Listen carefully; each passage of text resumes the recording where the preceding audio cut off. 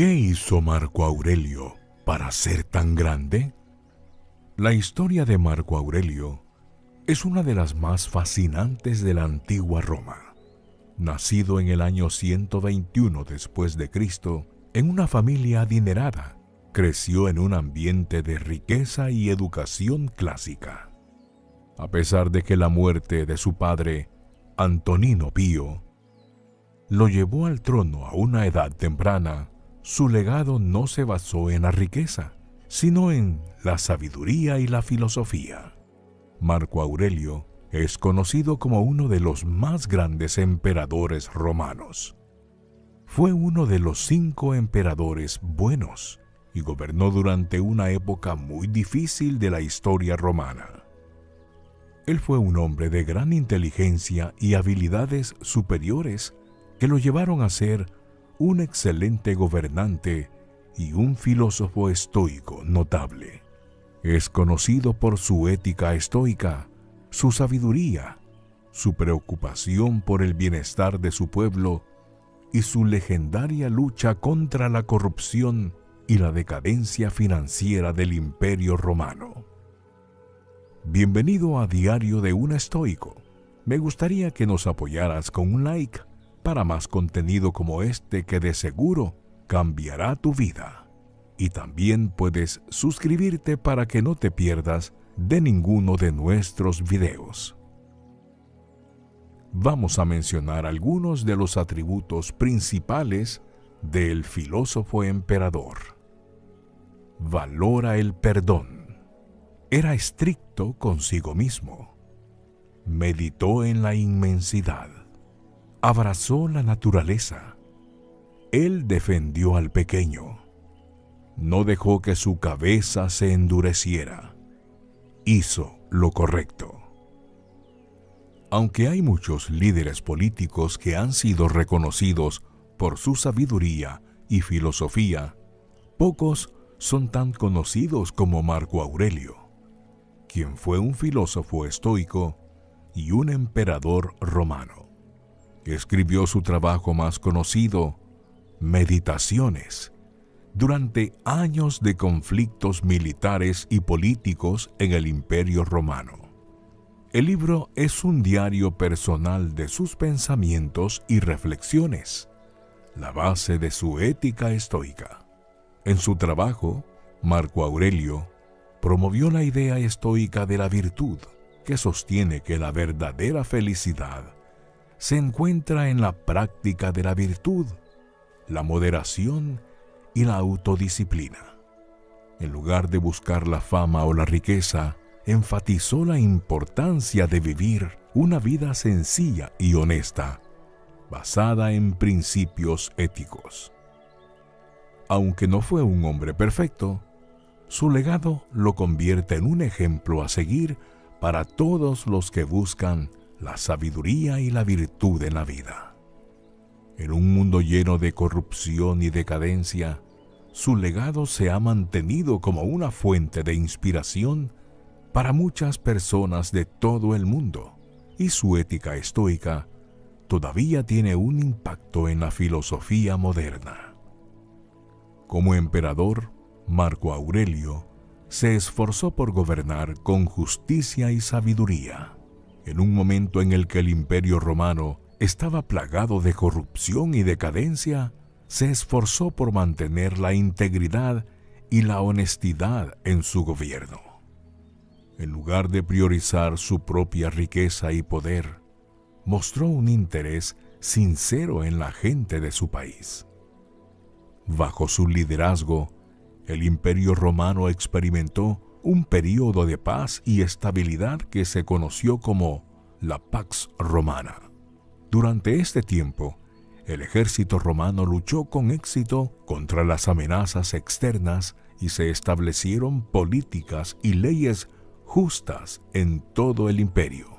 Además, bajo su liderazgo, se construyeron numerosas carreteras y obras públicas, lo que mejoró la vida de muchas personas. En su trabajo, Meditaciones, escribió sobre la importancia de la paciencia, la compasión y el amor por la humanidad en tiempos de conflicto. Escribió sobre la importancia de tratar a los demás con respeto y dignidad, incluso cuando éstos no lo merecen. Su capacidad para gobernar con justicia y compasión reflejó su ética estoica y su profunda preocupación por el bienestar de todos los ciudadanos. La influencia de Marco Aurelio no se limita a su época. En la filosofía estoica, su trabajo, Meditaciones, todavía es leído y respetado como una obra maestra de la literatura filosófica. Sus ideas sobre la ética y el gobierno justo han continuado siendo una guía para los líderes políticos y son un recordatorio de la importancia de mantener la integridad y la honestidad en todos los aspectos de la vida. Además, su ejemplo de sabiduría y moderación sigue siendo un modelo para miles de personas en todo el mundo. A menudo es citado como un ejemplo de cómo una persona puede alcanzar la felicidad y la paz interior. Su legado es un testimonio de la importancia de vivir una vida basada en principios éticos y de buscar la verdad en lugar de la riqueza o la fama. Hay varios factores clave que contribuyeron a la grandeza de Marco Aurelio. En primer lugar, su educación y crianza en una familia adinerada le brindaron una educación clásica y una capacidad para aprender y procesar información de manera efectiva. Esto le permitió estudiar filosofía y desarrollar su ética estoica. Además, su ascenso al trono romano a una edad temprana le permitió ganar experiencia en el liderazgo y la política. Como gobernante, tomó decisiones difíciles y se esforzó por gobernar con justicia y sabiduría en un período turbulento en la historia romana. Su filosofía estoica juega un papel importante en su grandeza, ya que le llevó a buscar la virtud y la moderación en la vida en lugar de la riqueza y el poder. Esta concepción de la vida lo llevó a enfatizar la importancia de la ética y la honestidad en el gobierno y en la vida general. Además, su capacidad para meditar y reflexionar sobre sus pensamientos y acciones también contribuyó a su grandeza. Su obra, Meditaciones, es una fuente de inspiración y sabiduría que todavía es relevante en la filosofía moderna. Su capacidad para mantener la calma y la perspectiva en momentos de conflicto y estrés lo convierte en un ejemplo a seguir para todos los que buscan la sabiduría y la moderación en la vida. La atención que prestó al bienestar de su pueblo contribuyó a su grandeza. En lugar de centrarse únicamente en su propio enriquecimiento y poder, se preocupó por la necesidad de todos los ciudadanos romanos. Esto hizo que su gobierno fuera más justo y acorde con la necesidad de las personas, lo que lo convirtió en un líder respetado y admirado. La grandeza de Marco Aurelio se debe a una combinación de factores, entre ellos su educación, su ética estoica, su capacidad de meditación y reflexión y su atención al bienestar del pueblo.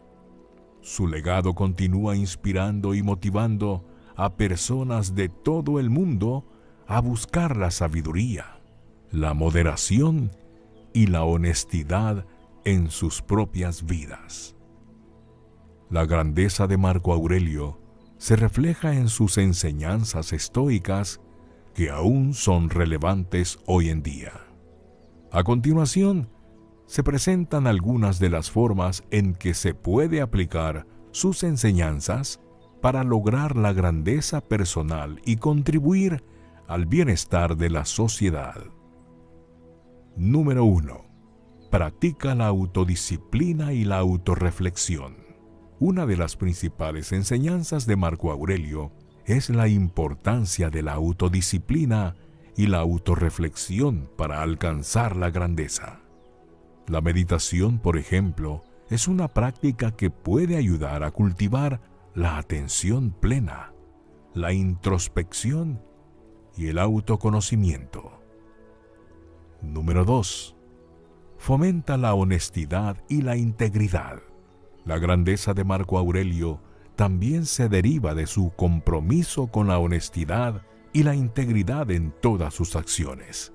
En el mundo actual, la honradez y la integridad son cada vez más importantes, especialmente en la política y en los negocios. Número 3. Practica la compasión y la empatía. La enseñanza estoica de que todos estamos unidos como seres humanos puede ayudar a fomentar la compasión y la empatía hacia los demás. La compasión por las necesidades y preocupaciones de los demás puede mejorar el bienestar personal y también contribuir a la creación de una sociedad más justa y equitativa. Número 4. Busca la sabiduría. De igual forma que Marco Aurelio buscaba la sabiduría a través de la filosofía y del autoconocimiento, en la actualidad también es importante buscar el conocimiento y la sabiduría en la sociedad actual. Esto implica mantenerse al día con las noticias, leer libros y artículos que inviten a la reflexión y discutir ideas con otras personas. Número 5. Contribuye al bienestar de la sociedad. Marco Aurelio creía que uno debe preocuparse no solo por su bienestar, sino también por el de la sociedad en general. En la actualidad, esto puede significar participar en la política y en las decisiones comunitarias, fomentar el diálogo y la empatía hacia las personas de diferentes orígenes y culturas, y comprometerse con acciones que tengan un impacto positivo en el mundo. En resumen, la historia de Marco Aurelio es una de las más fascinantes de la antigua Roma.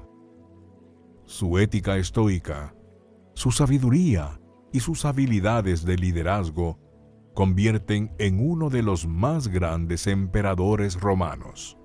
Su legado como gobernante justo y sabio, filósofo y ejemplo de la vida, sigue siendo una inspiración para miles de personas en todo el mundo. Su ejemplo es una llamada a la reflexión y un recordatorio de la importancia de vivir una vida basada en los principios éticos y en la búsqueda de la verdad. ¿Cómo convertir la tragedia en triunfo? Secretos estoicos. La vida tiene una forma de sorprendernos con tragedias inesperadas, desde la pérdida de un ser querido hasta una catástrofe natural. Pero según los filósofos estoicos, la clave para superar estas adversidades no está en evitar el dolor y la tristeza, sino en transformar la tragedia en triunfo a través del autocontrol y la aceptación de la realidad. En lugar de permitir que los eventos nos definan, podemos aprender a controlar nuestras reacciones y encontrar significado y propósito en medio de la adversidad. Este enfoque de la vida, que se basa en la filosofía estoica, puede ayudarnos a encontrar fuerza, resiliencia y éxito a pesar de los desafíos que enfrentamos. ¿Quieres aprender a llevar una vida estoica? Quédate hasta el final de este video y no olvides suscribirte. Si ya lo hiciste, entonces asegúrate de hacernos saber en los comentarios qué tal te ha parecido la enseñanza de hoy. A menudo nos dejamos llevar por la rutina del día a día, sin detenernos a reflexionar sobre el propósito de nuestra vida. Pero pensemos por un momento, ¿qué es lo que realmente queremos lograr en esta existencia? Si buscas respuestas significativas a estas preguntas, te invito a explorar el maravilloso mundo de la filosofía. Acompáñanos a este viaje de descubrimiento donde aprenderemos de las ideas de pensadores de todas las épocas y culturas. Aprenderemos cómo la filosofía puede guiarnos para tomar mejores decisiones, vivir una vida más plena y ayudarnos a comprender el significado profundo de nuestra existencia. Únete a nosotros en este viaje épico para construir un futuro más consciente, reflexivo y filosófico. El tiempo es implacable. Arde inexorablemente depositando cenizas sobre las cabezas y dejando huellas de derrotas y victorias. Cada año, a nuestras espaldas, son cada vez más las puertas que no pudimos abrir, las personas que no correspondieron y reforzaron las previsiones concretas, que no estaban destinados a hacerse realidad.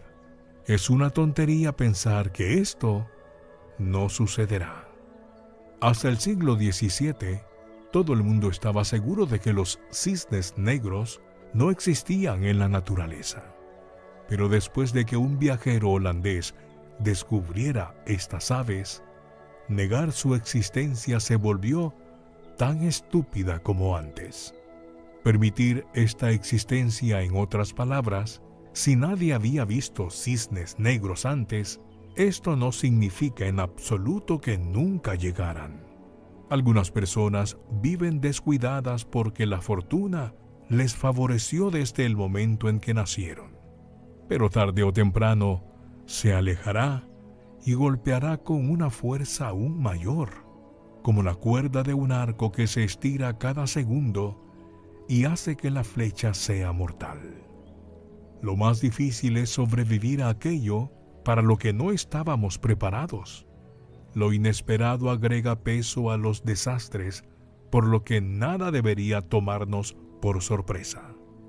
Una epidemia que cobró millones de vidas, ataques quebrantadores de viro a la patria, resultando en continuas guerras defensivas, muertes de niños, bancarrotas, traición de una esposa amada y traición de un amigo.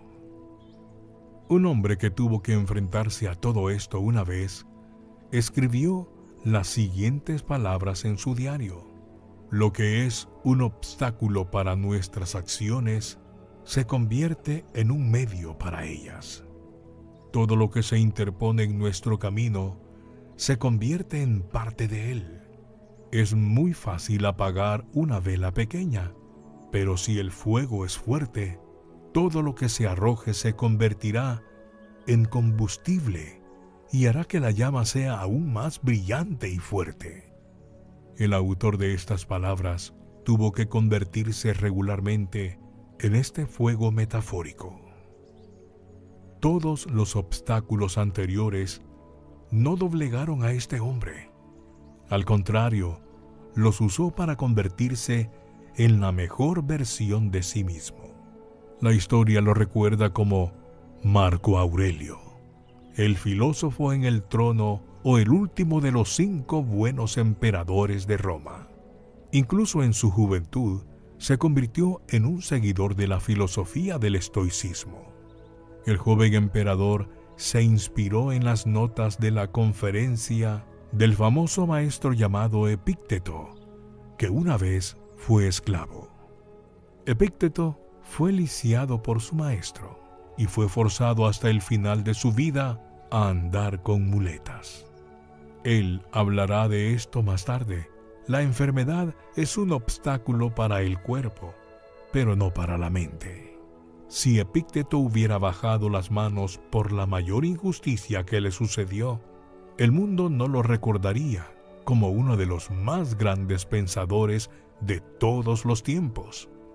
Y no estaríamos hablando de él en este momento. Pero eligió un camino diferente. convirtió los obstáculos en oportunidades. Y milagrosamente resultó que el esclavo cojo pudo influir en el hombre más poderoso del mundo. Un día, a finales del siglo IV a.C., un mercader fenicio llamado Zenón emprendió un viaje comercial por el Mediterráneo. Su barco estaba cargado con pintura morada, uno de los bienes más caros de aquellos tiempos. Sin embargo, no estaba destinado a salir ileso. Su barco se estrelló contra las rocas y la costosa carga se hundió en el mar. No se sabe qué causó el accidente, pero lo devastó tanto física como mentalmente. La tragedia podría ser el final de su historia. La pérdida podría llevarlo a la embriaguez o al suicidio. Sin embargo, decidió empezar de nuevo. Zenón aceptó la situación y comenzó a trabajar en sí mismo y a estudiar filosofía. Si hiciera lo contrario, no estarías mirando ahora mismo este video, porque no habría estoicismo. Más tarde, al recordar la pérdida de su fortuna, Zenón dijo: «El naufragio marcó el comienzo de mi viaje más exitoso». El legendario boxeador Muhammad Ali luchó no solo en el ring, sino que también lo hizo en las desigualdades sociales y la discriminación racial. En 1967 se negó a ser llamado a las filas y explicó su decisión protestando contra la guerra de Vietnam. Sus creencias religiosas le impidieron participar en un conflicto que Ali consideró altamente injusto. Por ello, fue despojado del título de campeón mundial y se le prohibió participar en competencias. Muhammad Ali fue temporalmente víctima de prohibiciones y restricciones por sus acciones de protesta, pero su determinación y la lucha provocaron un cambio en la situación y la restauración de su posición en el boxeo. Ali se ha convertido en uno de los boxeadores más influyentes y famosos en la historia de este deporte. Otro ejemplo impresionante es Stephen Hawking, un eminente físico y cosmólogo. A pesar de que Hawking enfrentó una severa forma de esclerosis lateral amiotrófica que paralizó su cuerpo, no dejó de buscar conocimientos y hacer descubrimientos científicos.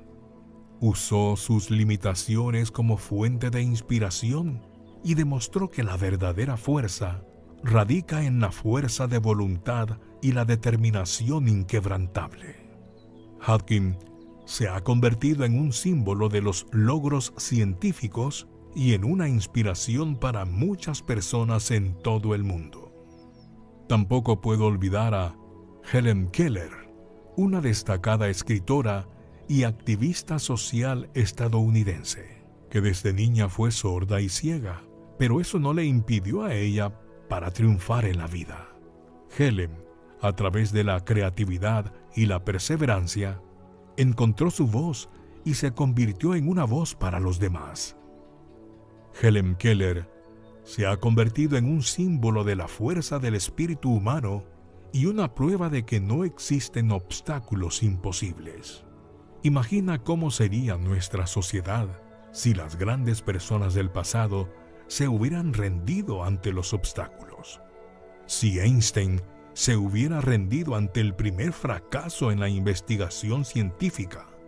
Si Leonardo da Vinci hubiera renunciado a sus ideas y sueños. Si Malala Yousafzai no hubiera seguido luchando por los derechos de las mujeres después de que la atacaran. Todos superaron obstáculos, resistieron dificultades y demostraron que los obstáculos se vuelven parte del camino.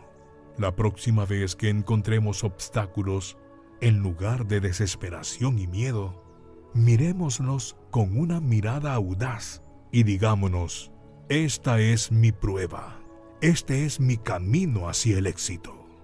Recuerda que cada obstáculo, cada momento difícil, es una oportunidad de crecimiento, de superación y de alcanzar grandes alturas. No tengas miedo de enfrentar las dificultades, pues ellas forman nuestro carácter y determinan nuestro destino. El obstáculo es el camino. A pesar de las dificultades y las adversidades, siempre hay una oportunidad para convertir una tragedia en triunfo. Esto implica enfrentar tus miedos, tener una actitud positiva, buscar ayuda si es necesario y trabajar duro para alcanzar tus objetivos. Si bien puede ser un camino difícil, el triunfo final será aún más gratificante. Algunos de los mayores triunfos y logros de la historia han surgido a través de la adversidad, lo que demuestra que nada es imposible si se trabaja duro y se mantiene la fe en uno mismo. En resumen, convertir la tragedia en triunfo requiere de determinación, coraje, perseverancia y fe en uno mismo.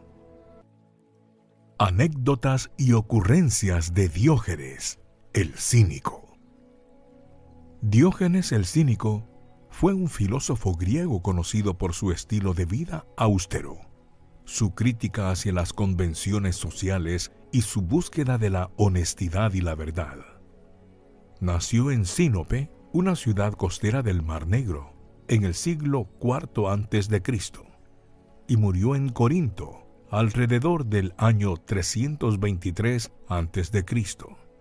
Se caracterizó por su estilo de vida minimalista, viviendo en una tinaja y renunciando a los lujos y comodidades de la vida moderna. A través de su estilo de vida y prácticas, Diógenes cuestionó las normas sociales y estableció un enfoque único para la filosofía que ha influido en la forma en que se piensa y se vive en la actualidad. Pero antes de analizar y debatir un poco sobre sus anécdotas, quiero pedirte que nos apoyes con tu like y te asegures de activar las notificaciones si quieres descubrir las claves para llevar una vida estoica. Sigamos. La visión de Diógenes el Cínico se centraba en la renuncia a los placeres materiales y en la búsqueda de la autotarquía y la libertad individual. Creía que la felicidad no dependía de la riqueza, el poder o la fama, sino de la búsqueda de la virtud y la conformidad con la naturaleza. Diógenes creía en la idea de que los seres humanos deberían vivir en armonía con la naturaleza y que la sociedad debía ser organizada de forma que se respetara el individualismo y la libertad. Además, Diógenes también criticaba los convencionalismos sociales y la hipocresía de los líderes políticos y religiosos. Esta es la vida de Diógenes de Sinope, el filósofo más famoso de la escuela cínica. La fuente consultada es Vida de los filósofos más ilustres de Diógenes, Laercio. Andaba a Diógenes y le preguntaron cuál era la edad más adecuada para el matrimonio y contestó: de joven aún no, de viejo ya no. Aquí repasaremos a continuación algunas de las ocurrencias y visiones que Diógenes se encargó de resaltar a lo largo de su vida. A un joven que se pavoneaba le dijo: si alardeas de tus éxitos con los hombres, eres un infeliz. Si lo haces con las mujeres, un miserable. Cuando le dijeron que muchos se ríen de él, él respondió: pero yo me tomo en serio. Al que le decía que la vida era un mal, corregía diciendo: no la vida, sino la mala vida. Después, cuando le preguntaron ¿por qué la gente da dinero a los mendigos y no a los filósofos?, contestó: porque piensan que algún día podrían llegar a ser mendigos, inválidos o ciegos, pero filósofos jamás. Cuando Cratero pidió que Diógenes lo visitara, éste contestó: prefiero la Mercal en Atenas que disfrutar de la mesa más lujosa con Cratero. A Anaxímenes, el orador, que era muy obeso, le dijo: danos a nosotros los pobres un poco de tu estómago. Nosotros saldremos ganando y para ti será un gran alivio. Cuando algunos le advirtieron que se reían de él, él contestó: también los asnos se ríen de ellos, y esto les trae sin cuidado. Igualmente yo no me preocupo de sus burlas. Viendo a un muchacho que se dedicaba a la filosofía, exclamó: excelente cosa es la filosofía que transforma a los amantes del cuerpo en admiradores de la belleza del alma. Pidiendo limosna a un hombre duro, éste le dijo: si me convences te doy. Diógenes contestó: si yo fuera capaz de persuadirte de algo, te persuadiría para que te ahorcaras. Regresaba de Esparta a Atenas y alguien le preguntó: ¿de dónde vienes y a dónde vas? Su respuesta fue: de la morada de los hombres a la de las mujeres. Cuando retornó de los Juegos Olímpicos, se le preguntó si había visto mucha gente ahí. Respondió: mucha gente sí, pero hombres muy pocos. Cierta vez, cuando Alejandro se acercó a él y le quiso intimidar, le dijo: yo soy Alejandro, el gran rey. Y Diógenes contestó: y yo soy Diógenes, el perro. Cuando le preguntaron por qué le decían perro, éste dijo: porque halago a los que me dan algo, ladro a los que no me dan y muerdo a los malvados. Viendo a un vencedor olímpico que miraba mucho a una prostituta, comentó: he aquí el carnero belicoso, cómo es llevado del cuello por una mujer vulgar. Decía que las prostitutas hermosas eran como vino endulzado y envenenado. Luego, viendo al hijo de una meretriz tirando piedras a la muchedumbre, le gritó: cuidado, no hieras a tu padre. Preguntado sobre qué beneficio había sacado con la filosofía, respondió: como mínimo, estar preparado para cualquier contingencia. Cuando le preguntaron de dónde era, contestó: ciudadano del mundo. Viendo a unos esposos que hacían sacrificios y pedían por el nacimiento de un hijo, Diógenes sugirió: ¿por qué no sacrifican también por la clase de hijo que puedan tener? A uno que le reprochó diciendo: te dedicas a la filosofía y no sabes nada, éste le contestó: aspiro a saber, y eso es justamente la filosofía. Entraba en el teatro en el momento en que toda la gente salía, y le preguntaron: ¿por qué lo hacía?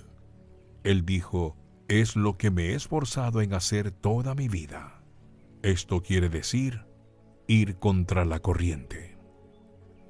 A uno que confesaba estar poco interesado en el estudio de la filosofía, le replicó: ¿para qué vives, pues, si no te preocupas de vivir bien?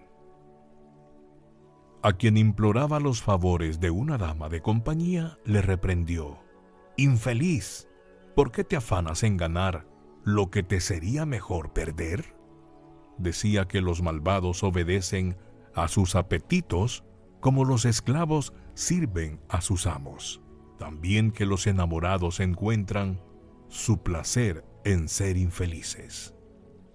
Cuando Alejandro una vez más se presentó ante él y le preguntó: ¿no me temes? Diógenes dijo: ¿eres bueno o malo?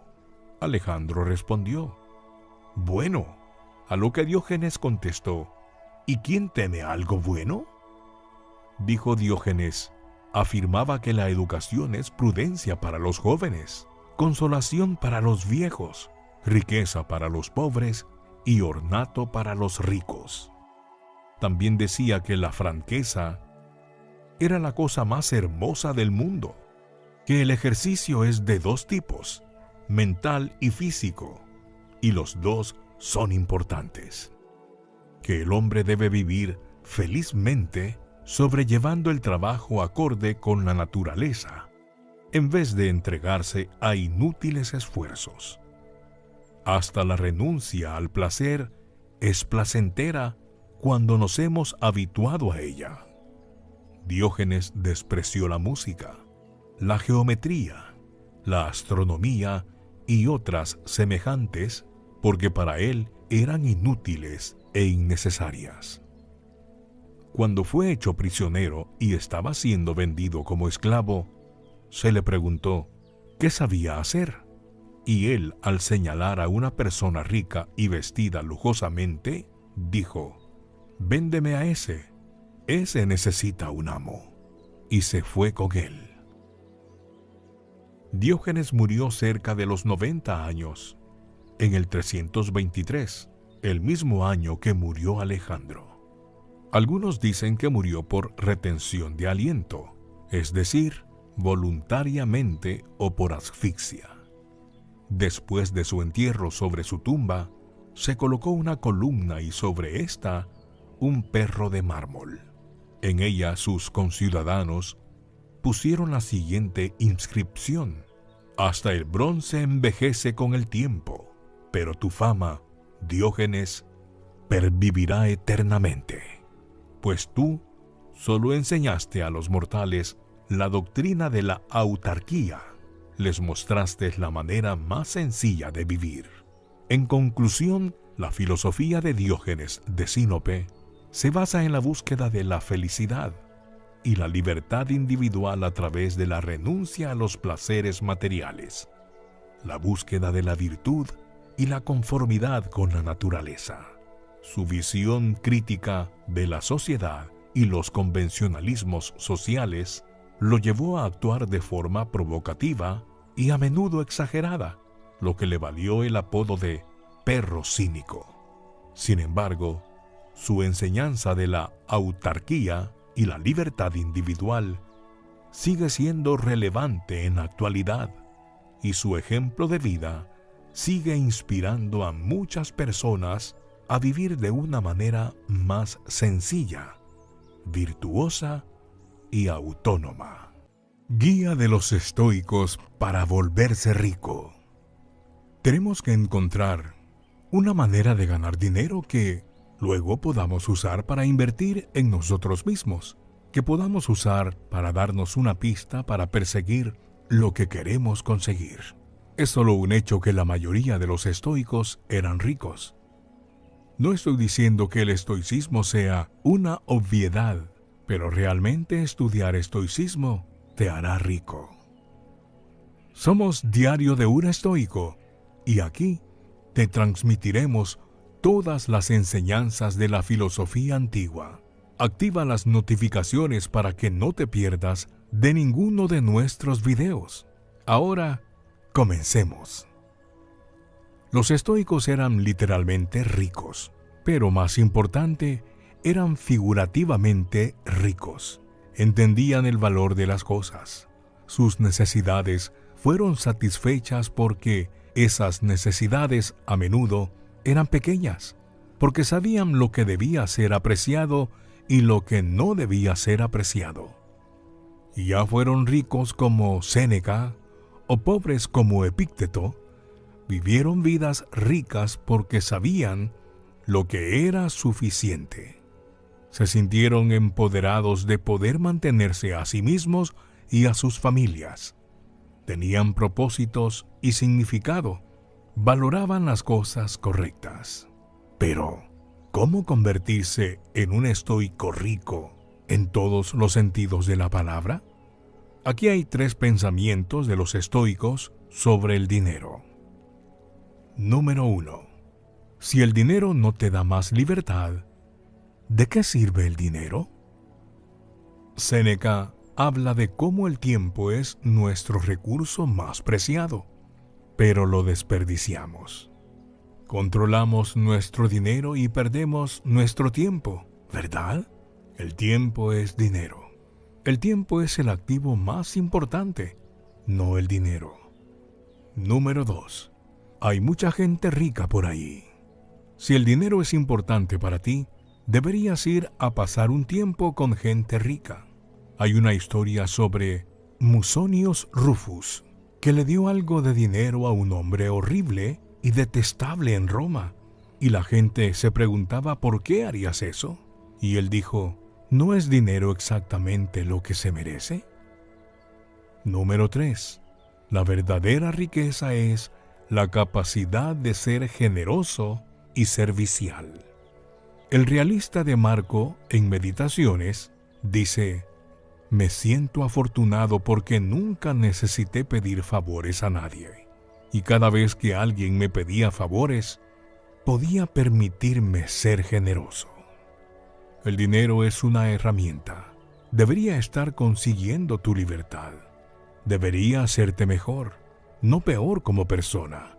Debe permitirles ser más generosos, más magnánimos, más al servicio del bien común. Esa es una vida rica, según los estoicos. Hay una historia asombrosa sobre Kurt Vonnegut y Joseph Heller, quienes escribieron Cash 22 y Slaughterhouse 5. Están en la fiesta de este multimillonario. Y Vonnegut está bromeando con Heller y él dice, este multimillonario cuya casa en la que estamos ganó más dinero esta semana que tu libro en toda su vida. Y Heller dice, pero yo tengo algo que él no tiene. A lo que Vonnegut responde, ¿qué es eso? Y Heller dice, tengo una idea de lo que es suficiente. Esta idea de suficiente es tan poderosa. Séneca, que cita a Epicuro, dice que si no consideras suficiente lo que tienes, nunca serás feliz. Incluso si gobiernas el mundo entero, nunca será suficiente. Los epicúreos y los estoicos dicen que para la persona, lo suficiente es muy poco. Si puedes llegar a un lugar de suficiencia, lo que tengo es bueno. Todo lo demás es extra. Y todo lo que obtienes es una bonificación. El resto de tu vida es increíble. Pero si te dices a ti mismo que solo serás feliz si te sientes mejor, cuando incluso nunca llegues a este estado, la línea de meta se moverá. Te prometo que ya es suficiente. Siempre toma más tiempo de lo que crees que va a tomar.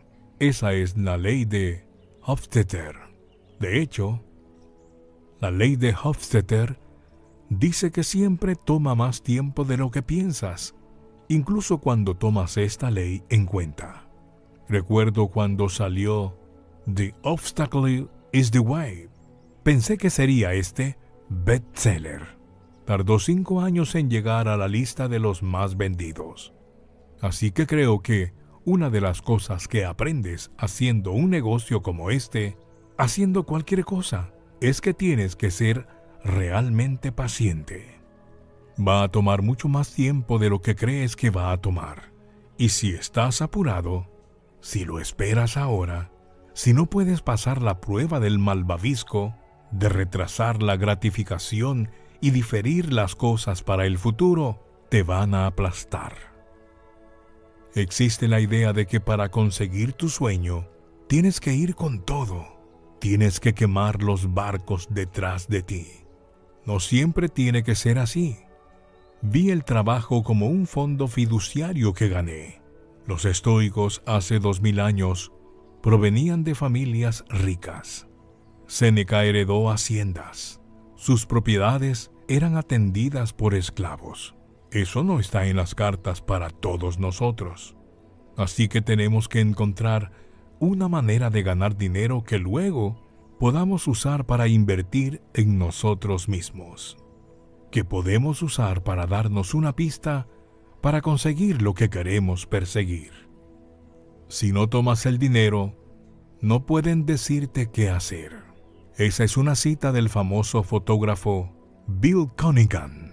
Su punto no era que la gente quiera sobornarte, sino que el salario, el estatus, las cosas elegantes a las que aspiramos en la vida son geniales. Pero vienen con ellos un cierto conjunto de obligaciones o una cierta cantidad de control sobre nosotros. Cato, uno de los estoicos famosos, dijo que nada es barato si es superfluo. Si no lo necesitas, si no lo quieres, no lo tomes, porque al tomarlo y perseguirlo, te estás encarcelando a ti mismo, te estás esclavizando a ti mismo y entonces ellos y eso pueden decirte qué hacer. El estoicismo fue diseñado para ayudar a las personas a vivir lo que los antiguos llamaban la buena vida. Sus prácticas diarias estaban allí para enseñar a las personas cómo prosperar, cómo tener éxito, cómo vivir una vida rica y feliz en cualquier circunstancia. Si ese es el tipo de vida que deseas, entonces el estoicismo puede mostrarle el camino. Los estoicos tienen una definición ligeramente diferente de la riqueza. El mismo Séneca lo admite. Él dice que la pobreza no es tener muy poco, es querer más. Tus necesidades, tu estilo de vida, su relación con el dinero y las finanzas es en realidad mucho más importante que el saldo de su cuenta bancaria. Hay una historia sobre un filósofo antiguo que quería probar que los filósofos no estaban motivados ni obsesionados por el dinero, que eran diferentes a las cosas materiales, pero él no quería que eso saliera como uvas agrias. Lo que significa que no es que los filósofos fueran incapaces de ganar dinero, es que no estaban consumidos por la necesidad de tener mucho. Para mí esta es la idea del indiferente preferido por los estoicos, que si ganar dinero es algo que tiene la capacidad de hacer en su profesión, ¿por qué no? ¿Por qué harías lo que haces por menos de lo que vale? Si has heredado dinero o has ganado dinero en lo que haces, ¿por qué no querrías volverte astuto en invertirlo, en hacerlo crecer? Esto es la parábola de los talentos, ¿no? ¿Cómo tomas lo que tienes y lo conviertes en algo más? Así que no deberíamos pensar que la filosofía es completamente indiferente al dinero o que su relación con el dinero y los ricos es rencorosa. No, un estoico debería resolver estas cosas. Eso es disciplina de la sabiduría. Un estoico debe ser bueno para ahorrar e invertir. Esa es la disciplina de la templanza. Pero eso no significa que toda su vida esté orientada a obsesionarse con obtener más. Entonces, si piensas en la idea de la diversificación, trata de tomar el dinero que ganas en actividades creativas.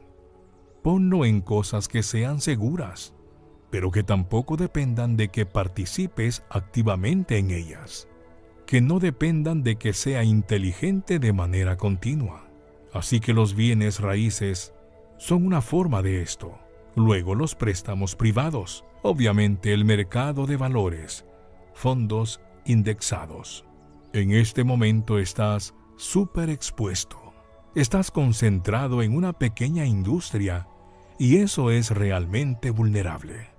Los estoicos, aunque no le temen al riesgo, intentan mitigar y distribuir el riesgo. Y de eso se trata realmente la diversificación. Una de las cosas más difíciles para los humanos es admitir el error, y es por eso que reducir nuestras pérdidas es tan difícil. Pero cuando alguien señala que te has equivocado, cuando te muestran las fallas en tu razonamiento, no te están insultando. Eso no te convierte en un idiota. Estás obteniendo nueva información que te permite que tomes una nueva decisión y así mejorar. Y entonces tienes que pensarlo de esta manera. como si eligieras una acción o comenzaras a trabajar para una empresa. Tú inviertes en algo, se entusiasma con algo, promociona algo. Tienes que darte cuenta de que lo que sabías entonces es diferente de lo que sabes ahora. Y si lo que sabes ahora cambia, la decisión que tomarías, entonces arroja nueva luz sobre la decisión que habrías tomado antes. Tienes que ser capaz de cambiar. Tienes que estar dispuesto a reducir tus pérdidas. Los cínicos. La filosofía de Antístenes y Diógenes de Sinope. La filosofía de Antístenes y Diógenes se inscribe dentro del movimiento filosófico conocido como cínico, que se caracterizaba por su crítica hacia las normas sociales y culturales establecidas y por su búsqueda de una vida sencilla y autónoma. Antístenes fue el fundador de esta corriente, mientras que Diógenes es uno de sus representantes más conocidos y emblemáticos. Ambos filósofos defendían la idea de que el bienestar y la felicidad podían alcanzarse a través de la renuncia a los placeres materiales y la adopción de un estilo de vida ascético y austero. Además, afirmaban que el conocimiento verdadero solo podía alcanzarse mediante la autodisciplina y la introspección, y que la virtud y el valor eran los únicos elementos que realmente importaban en la vida de una persona. Bienvenido a Diario de un Estoico. Si estás buscando un canal para aprender a llevar una vida histórica, estás en el lugar indicado. Ponte cómodo y acompáñame en este viaje por las páginas que la historia se ha encargado de escribir para nosotros. En definitiva, la filosofía de Antístenes y Diógenes se centraba en la búsqueda de la autenticidad y la libertad individual a través de la negación de las convenciones sociales y la adopción de una vida sencilla, honesta y coherente con los principios y valores personales. Los cínicos fueron despreciados e ignorados porque su filosofía es provocadora y no teórica. Se dedicaron no solo a escribir libros entendidos por expertos, sino también a la forma más escandalosa de falsear las convenciones sociales. En este video vemos quiénes eran, qué querían y qué nos pueden enseñar. Los orígenes de los cínicos se remontan a la Grecia clásica, nada menos que a Sócrates. El alumno más célebre de Sócrates fue Platón, quien a partir de sus enseñanzas desarrolló toda una doctrina teórica sobre la búsqueda de las verdades necesarias y la defensa del férreo control de los individuos por parte del Estado y el orden social, la ética de las verdades absolutas. Gracias a la enorme influencia de Platón en la cultura occidental y el uso reiterado de la figura de Sócrates en sus diálogos, parece que la esencia de Sócrates y de lo que representó ha llegado hasta nosotros. Sin embargo, si estudiamos a los cínicos, vemos que otras características de Sócrates conducen en dirección opuesta a las de Platón, porque el cínico es lo opuesto a Platón. Sócrates se centró principalmente en la ética, la virtud y la crítica social, así como en las actividades de la polis ateniense, que se basaba en un comportamiento eficaz y provocador. Parecía extraño, vestido casi con harapos y descalzo. No escribió nada, pero discutió con los estudiantes que vinieron a escucharlo. Todo esto es parte de los orígenes y modus operandi que adoptan los cínicos, porque resulta que el primer cínico fue un alumno de Sócrates llamado Antístenes. Antístenes Despreciaba los círculos aristocráticos de Atenas porque despreciaba la acumulación de bienes materiales.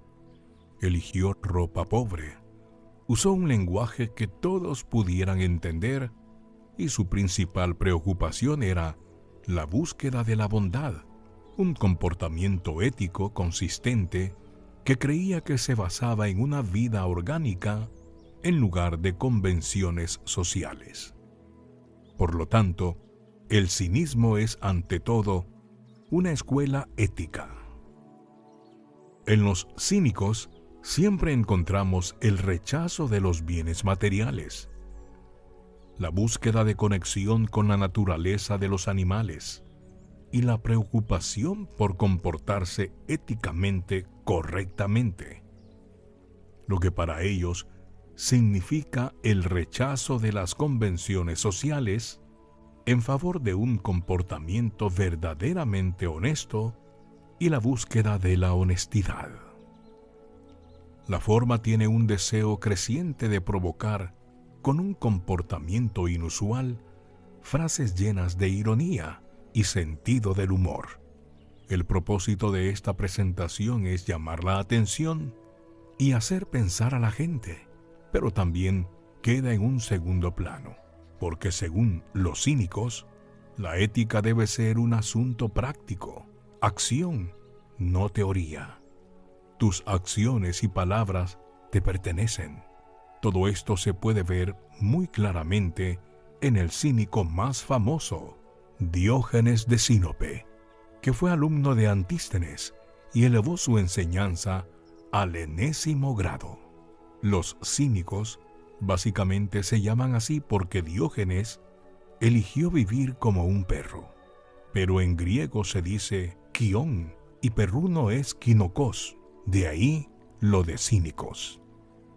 Vivir como un perro sirve a los propósitos básicos y formales de los cínicos. Llama la atención, pero es coherente con lo que predican. Para los cínicos, la figura del perro simboliza la libertad, el desprecio por los bienes materiales y las convenciones sociales. Diógenes quiere hacer lo que quiere, satisfacer sus necesidades cuando quiere y donde quiere, como los perros. Hablamos de todas las necesidades, tanto de la vida como de las fisiológicas. El asunto en sí era bastante escandaloso, y estaba Diógenes, que era hijo de un prestamista condenado por falsificación, que encontró equivocada a toda nuestra sociedad, y notoriamente quiso expresar su rechazo a toda convención, religión, costumbre, la decencia o todo lo demás, porque todo estaba mal. Su propósito es deshacerse de todas las posesiones materiales que son superfluas e innecesarias. Según Diógenes, el duque solo quería lo que pudiera llevar consigo si alguna vez se hundiera con un barco, lo que significaba casi nada. Se dice que vivió en un barril, pero parece que en realidad se trataba de una lata bastante grande que se colocó de costado. Abogó y predicó la necesidad de la conservación de los animales y la hermandad. Su doctrina moral se basa en la honestidad, atacando los valores establecidos y liberándose de los deseos y emociones. Se le atribuye la frase: sé indiferente con los bienes que la fortuna te otorga y te librarás del miedo. Lo que nos muestra cuán profundamente el pensamiento cínico tuvo un efecto profundo en los estoicos. Los cínicos creen que el mundo es malo, que la necesidad de tener bienes materiales es consecuencia de las convenciones sociales, pero que esto es innecesario y el comportamiento útil debe estar guiado por la sumisión a la adversidad, que los estoicos quieren acumular. Toda su actitud está marcada por la voluntad de criticar a la sociedad, el deseo de ser un toque de atención, algo que nos despierte, que nos marque, y eso también se refleja en sus frases escandalosas, irónicas y humorísticas. Diógenes es la figura principal de varias anécdotas llamadas "creí ahí", que recuerdan su actitud. Cuando Alejandro Magno quiso conocerlo, digamos que lo encontró sentado al sol y Alejandro le preguntó si quería algo, y Diógenes respondió: "Sí, que te apartes y no me quites el sol". Cuando se lo vio preguntando solo ante una estatua y le preguntó qué estaba haciendo, Diógenes respondió que estaba practicando el fracaso. Cuando se le preguntó cuál pensaba que era la mejor edad para casarse, dijo que de joven aún no, y de viejo ya no. Cuando se le preguntaba de dónde era, respondía que era ciudadano del mundo. La respuesta es que nada es original ahora, pero entonces fue la gota que colmó el vaso, porque los griegos generalmente se consideraban más civilizados y, por lo tanto, superiores a otras personas. Así, el cinismo como escuela de pensamiento tiene poco que ver con lo que hoy se considera cinismo. El cinismo filosófico tiene una actitud temeraria y provocadora, pero refleja una forma de vida, una práctica honesta, no una mentira, aunque utilice el engaño para mofarse de costumbres y ciertos conceptos. Es un recordatorio de que los bienes materiales son innecesarios, precursor del estoicismo, una escuela filosófica con sentido del humor que busca la provocación para mostrarnos la hipocresía de la sociedad. La moza es un instrumento para ridiculizar todo lo que se considera falso: la sociedad, las costumbres, la religión y la metafísica. Fue muy popular durante el período helenístico, especialmente en Alejandría. Además, influyó en la literatura satírica de la época y continuó durante todo el Imperio Romano y fue especialmente común en las grandes ciudades. El significado negativo que ahora tiene la palabra cínico, por otro lado, proviene del desprecio con el que los filósofos clásicos trataron a los cínicos desde el principio, porque se negaron a hacer teoría metafísica alguna y la conmoción por su forma. Platón consideraba a Antístenes como un hombre de poca inteligencia, incapaz de comprender la profundidad de la dialéctica, y cómo Aristóteles despreciaba la actitud de Diógenes. Diógenes, por otro lado, no perdió la oportunidad de reírse de la búsqueda de Platón, de la verdad necesaria y la teoría de las ideas. La falta de libros cínicos sobre la filosofía significó que los filósofos que tienden a ser más abstractos, como Hegel, generalmente descartaron la escuela como algo sin importancia. Los cínicos, en cambio, eran apreciados por quienes disfrutaban de la provocación y la audacia como medio para llamar la atención, como fue el caso de Nietzsche, quien adoptó una actitud desafiante, expresándose a través de pasajes llamativos. La belleza humana según los estoicos. Los estoicos consideraban que la verdadera belleza humana no se encontraba en la apariencia física, sino en la virtud y el conocimiento. Para ellos, una persona bella era aquella que tenía una personalidad virtuosa, que era sabia, justa, valiente y que había alcanzado la autarquía, es decir, la independencia emocional y espiritual frente a las cosas externas. Asimismo, creían que la belleza física era efímera y no comparativa con la belleza espiritual y moral. De esta manera, la belleza humana se situaba en los valores éticos y morales que regían la vida del individuo, convirtiéndose en un principio fundamental para la filosofía estoica. Aprovecha al máximo todas las enseñanzas que traemos para ti, Ve, suscríbete y activa las notificaciones sin perderte del maravilloso contenido que tenemos para ti aquí en Diario de un Estoico.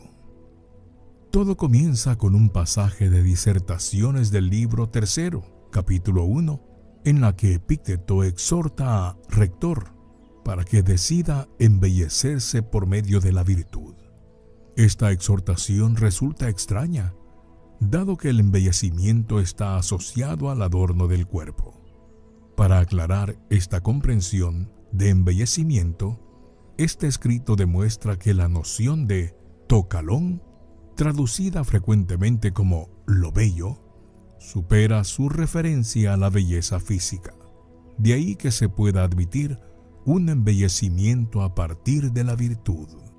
La demostración se lleva a cabo explorando los usos de la noción tocalón en los diálogos platónicos, el Corpus Aristotelicum y las disertaciones de Epícteto. El análisis de los diálogos platónicos y del Corpus Aristotelicum aborda la homonimia de tocalón. En cambio, el análisis de las disertaciones muestra que el embellecimiento de sí es el embellecimiento de la función del hombre, de la fusión del individuo y del cuerpo en un sentido especial. Esta escritura comienza con un pasaje de Discursos en el que Epícteto insta a un retórico a decidirse a embellecerse a través de la virtud. Esta exhortación es extraña, dado que el embellecimiento está relacionado con el adorno corporal. Para aclarar esta comprensión del embellecimiento, el ensayo prueba que la noción de tocalón, frecuentemente traducida como lo bello, excede su referencia a la belleza física, por lo que es posible admitir un embellecimiento basado en la virtud. Una vez que entró a verle cierto joven retor, con el cabello extremadamente compuesto y muy arreglado en el resto de su atuendo, le dijo: «Dime si no te parecen hermosos algunos perros y caballos, y lo mismo de cada uno de los otros animales». «Me lo parecen», respondió. «Luego, ¿también los hombres son unos hermosos y otros feos? ¿Y cómo no? ¿Acaso llamamos hermoso a cada uno de ellos dentro de su propia especie por lo mismo o por algún rasgo peculiar? Así lo verás, puesto que vemos que el perro no ha nacido para una cosa, el caballo para otra, el ruiseñor, si se tercia, para otra. ¿No sería absurdo que alguien declarase que cada uno es hermoso siempre y cuando sea excelente en lo relativo a su propia naturaleza? Y puesto que la naturaleza de cada uno es distinta, me parece que cada uno de ellos sería hermoso de manera distinta, ¿o no?». Estuvo de acuerdo.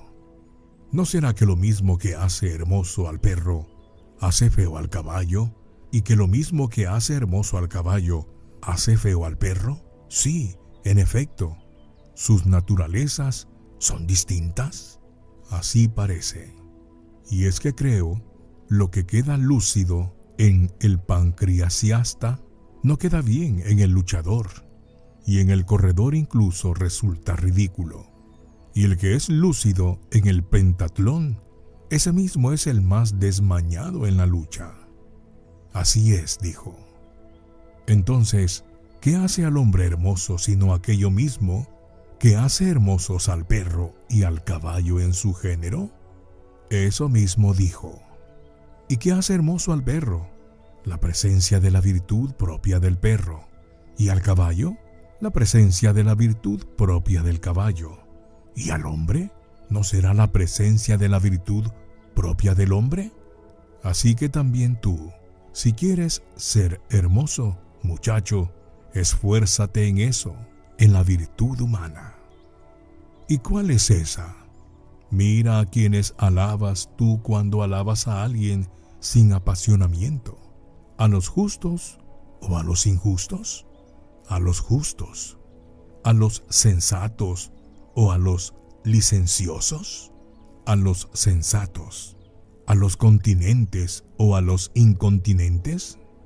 A los continentes, pues sabe que al hacerte como uno de ellos, te harás hermoso, y que mientras descuides eso, por fuerza serás feo, por más que hagas de todo para parecer hermoso. A partir de aquí, ya no sé cómo hablarte. Si te digo lo que pienso, te molestarás y te irás y quizás no vuelvas. Y si no lo digo, mira qué voy a hacer. Si tú vienes a mí buscando ayuda y en realidad no te voy a ayudar en nada. Y si tú vienes a mí como filósofo y yo no te voy a decir nada como filósofo. Además, qué crueldad para contigo verte incorregido con indiferencia.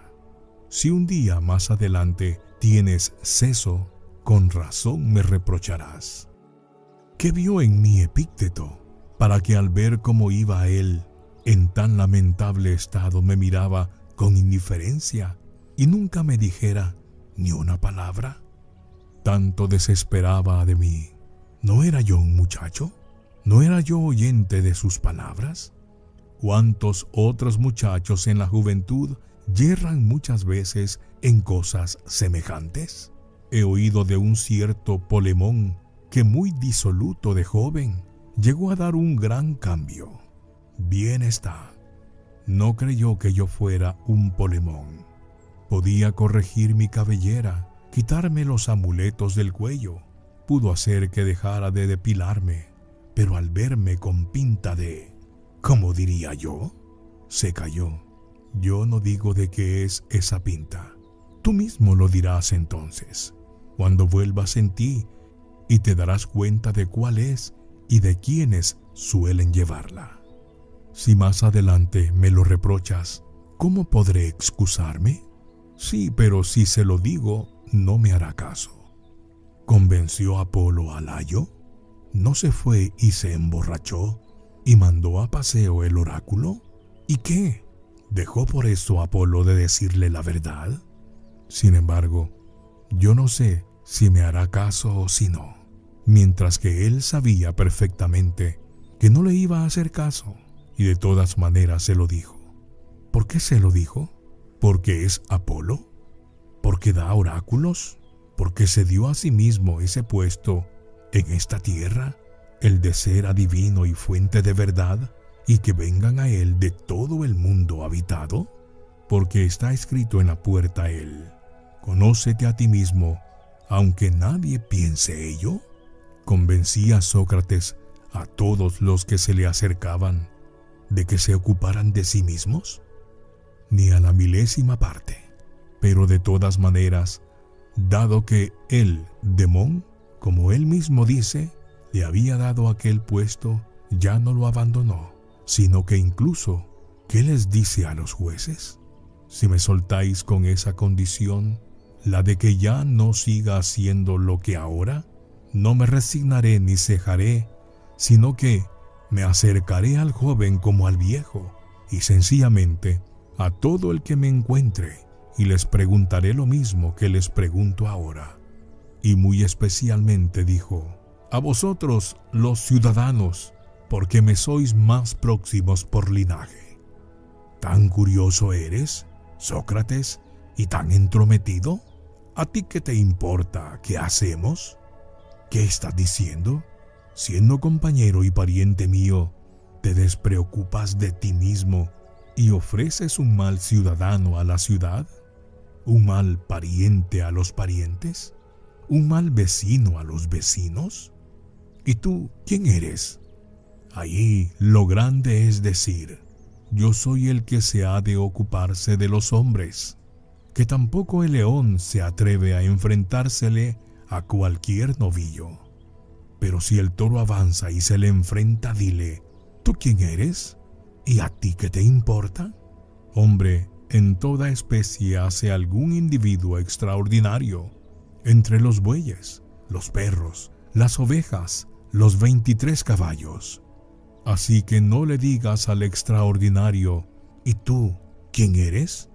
Si no, te dirá, sacando voz de alguna parte: yo soy como la púrpura en el vestídolo. No me creas semejante a los demás o insultarás a mi naturaleza porque me hizo diferente de los otros. Según Epicteto, la belleza humana no reside únicamente en la apariencia física, sino en la virtud y la moralidad que la persona posee. Para él, una persona verdaderamente hermosa es aquella que es humilde, sabia, justa y virtuosa en todas sus acciones y decisiones.